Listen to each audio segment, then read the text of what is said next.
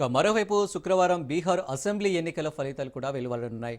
NDA కూటమికే exit polls జైకొట్టాయి. దీంతో సర్వత్రా ఉత్కంఠ నెలకొంది. 243 బీహార్ అసెంబ్లీ స్థానాలకు 2 విడతల్లో ఎన్నికలు ముగిశాయి. నవంబర్ 11న 122 సీట్లకు రెండో విడత ఓటింగ్ జరిగింది.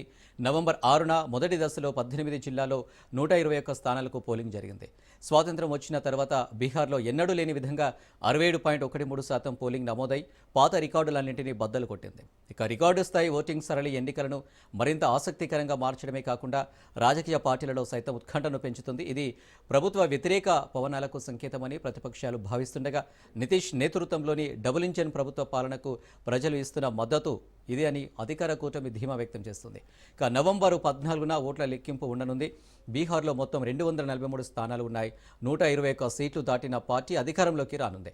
ఈ ఎన్నికల్లో ఎన్డీఏ మహాగఠబంధన్ కూటమిల మధ్య గట్టి పోటీ నెలకొంది. ఓవైపు జేడీయూ చీఫ్ నితీష్ కుమార్, మరోవైపు ఆర్జేడీ నేత తేజస్వి యాదవ్ హోరాహోరీగా ప్రచారాలు చేశారు. రెండు కూటములు కూడా ప్రజలను కీలక హామీలు ప్రకటించాయి. మరి బీహారు ప్రజలు ఎవరికి అధికారం అప్పగించనున్నారో తెలియాలంటే మరికొన్ని రోజులు వేచి చూడాల్సిందే.